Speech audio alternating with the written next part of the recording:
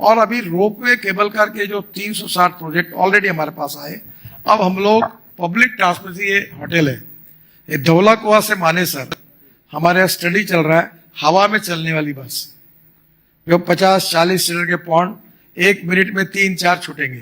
तो ये इतनी गाड़ियां यहाँ से गुड़गांव जाते हैं, आदमी थक जाता है। मैं कोई शादी में जाता नहीं, आज ज्यादा था, इतना ट्रैफिक जाम होता है रात को। तो अब ये धीरे धीरे लोग ऊपर लाखों लोग जाएंगे तो नीचे का ट्रैफिक कम होगा। तो अब पब्लिक ट्रांसपोर्ट को और कंफर्टेबल करना और कॉस्ट इफेक्टिव करना, और थोड़ा सा हर आदमी गाड़ी लेके बाहर निकलता है उसको थोड़ा सा डिस्करेज करके पब्लिक ट्रांसपोर्ट के कंफर्ट्स अगर बढ़ाए तो पोल्यूशन भी कम होगा और लोगों को भी सस्ता ट्रांसपोर्ट मिलेगा।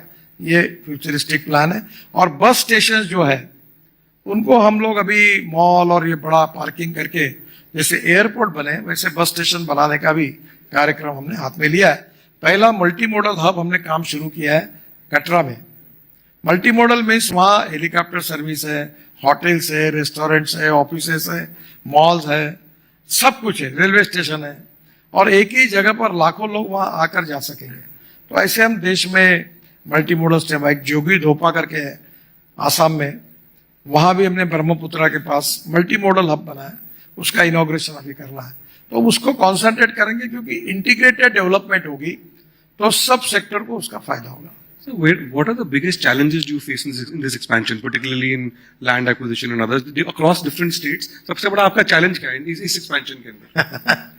देखो ये जीवन ही चैलेंज है। मैं चैलेंज से कभी घबराता नहीं और कभी डरता नहीं।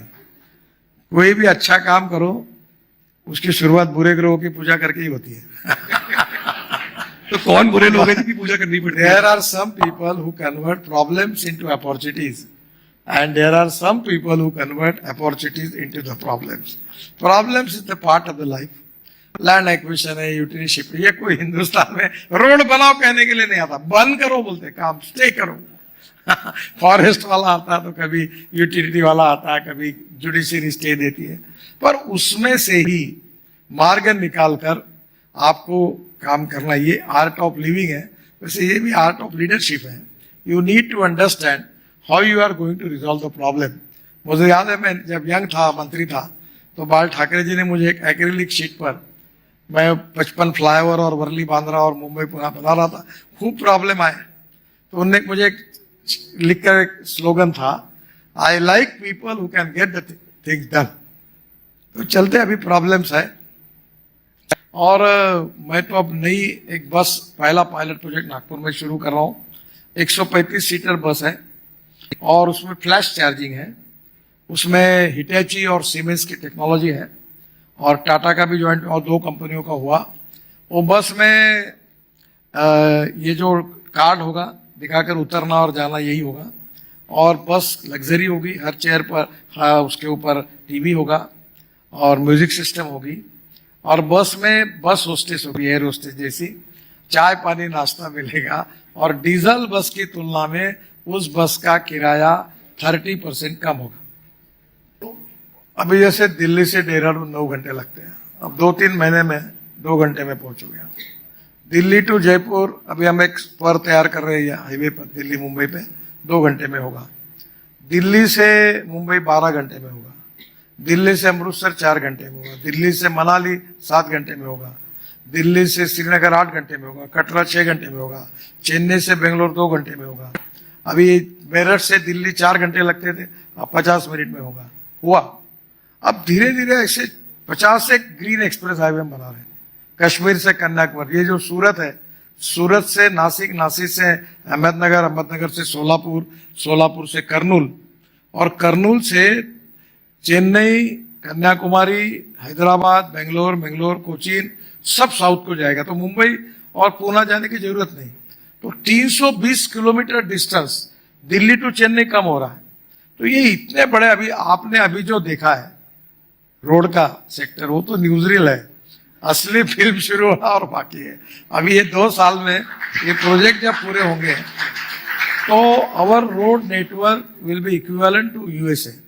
और मैं आपको बताऊं, लोअर मिडिल क्लास पुरानी गाड़ी लेंगे, ऊपर 2 बैग डाल के पूरी फैमिली बैठ के टूरिज्म के लिए निकलेगा। आप कभी मुंबई में देखो, मुंबई में बीपीटी में हमने एक रो पैक सर्विस ऐसी 30-40 सर्विसेज शुरू की।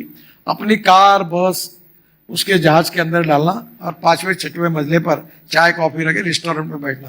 तो अब जेएनपीटी से अलीबाग जाने के लिए बीपीटी से अलीबाग जाने के लिए रोड से 3 घंटे लगते हैं। अब ये 20 मिनट में जाता है और तुरंत लोग उतरते हैं, अपनी कार बाहर निकल जाते हैं। तो ये बड़े प्रमाण पर वाटर ट्रांसपोर्ट का काम अब शुरू हुआ है और करने की आवश्यकता है। दूसरी, आपको याद होगा मैंने मुंबई के समुद्र में मैं हवाई जहाज से उतरा था, एमपीबीएस सी प्लेन। तो ये एविएशन वालों को मैंने कहा तुम जल्दी कानून बनाओ, नहीं तो मैं फ्लाइंग बोट के नाम से नया कानून मैं बना के अपना करा लूंगा, क्योंकि वो दोनों भी है, फ्लाइंग बोट भी है और हवा में उड़ने वाला हवाई जहाज भी है। तो मैं खुद समुद्र में उतरा, मोदी जी ने उसको लेकर साबरमती से वो सरदार सरोवर तक गए उतरे। तो एमपीबीएस सी प्लेन ये भी इसका उपयोग हो सकता है। दूसरा, जो हमारी बोट्स हैं वो समुद्र में अलग टेक्नोलॉजी है, रिवर्स में अलग है, तो क्रूज चलते हैं ब्रह्मपुत्रा में। अब वाराणसी टू हल्दिया इन्वेस्टर चाहिए, तो इसके लिए प्राइवेटली अभी वाराणसी में कुछ शुरू हुआ है। अभी योगी जी से मेरी बात हुई और मैंने उनको कहा कि हम टेक्नोलॉजी में कोचिन शिपयार्ड को मैं बताऊंगा, जो वर्ल्ड स्टैंडर्ड के क्रूज है वो हम बनाएंगे। देखो आपको कितना दुर्भाग्य है, इंडिया से लोग सिंगापुर जाते हैं और सिंगापुर में क्रूज में बैठकर दुनिया का पूरा घूम के आते हैं। इंडिया के लोग दुबई जाते हैं, दुबई बैठकर क्रूज में बैठकर वहां घूम के आते हैं, और इसकी संख्या कितनी है? 7 लाख लोग हैं। ये डॉलर में वहां पैसे देते हैं, वह हमारा समुद्र वहां जाता है। तो मैंने अभी कोचीन में, मुंबई में बहुत बड़ा क्रूज पोर्ट बनाया। अब काफी जगह ये मुंबई से गोवा चालू किए। अब इसको क्रूज टूरिज्म को हम लोग पॉपुलर कर सकते हैं और दुबई और सिंगापुर यहां से शुरू कर सकते हैं। तो वाटर ट्रांसपोर्ट की विशेषता यह है कि फॉर एग्जांपल रेलवे में जाने के लिए अगर आपको 10 रुपए लगता है, नहीं रोड में जाने के लिए 10 रुपए लगता है, तो रेलवे में 6 रुपए लगते हैं और वाटर से 1 रुपया लगता है। तो पहली priority waterways, second priority railway, third priority to road and fourth priority to aviation. तो आने वाले समय में हम ये देश में डेवलप करेंगे तो पोटेंशियल है। आप देखो यूरोप में, आप किसी भी देश में जाइए, हर बड़ी सिटी रिवर के बाजू में है और वो अपना कंटेनर रिवर पोर्ट से डालकर पोर्ट पे पहुंचा देता है। ये पूरे अमेरिका में भी यही है, यूरोप में, इसके कारण उनकी लॉजिस्टिक कॉस्ट कम है। और हमको हमारा कंटेनर पंजाब के लुधियाना से निकलेगा तो ट्रक में डीजल फूक के वो हो जाएगा। अभी हमने नया हाईवे बना इसलिए आधा टाइम हो गया, अदरवाइज वो दिल्ली के बीच में से जाता था। ये यहाँ का धौला कुआं के पास में जब नया दिल्ली आया था तो रात को इतने ट्रक जाते थे, तो नया हमने रिंग रोड बना तब बंद हुआ, तो यहाँ से पूरा पोल्यूशन रहता था, ट्रैफिक जाम रहता था। तो we need to have accept new technology, innovations, और जिससे हमारा ट्रांसपोर्ट सस्ता हो, उसके लिए हम नेचुरल जो बातें उसका पूरी तरह उपयोग करना चाहिए। Logistics cost you were saying would come down to about 9% in about two years, 3 years? Sir मैं लिख देता हूँ, और मैं वैसा पॉलिटिशियन हूँ, मेरे को कोई पत्रकार सवाल नहीं पूछ सकता। मैं जो बोलता हूँ 100% होता है। ये तो पॉलिटिशियन हो इसलिए लोग जरा विश्वास कम रखते हैं। You are saying only Bharat program. मैं आपको 2 years, sir.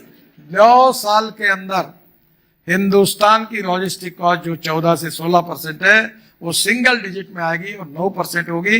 रोड का इंफ्रास्ट्रक्चर बदलेगा और फ्यूल भी बदलेगा। We will have you again here on this platform when we do that.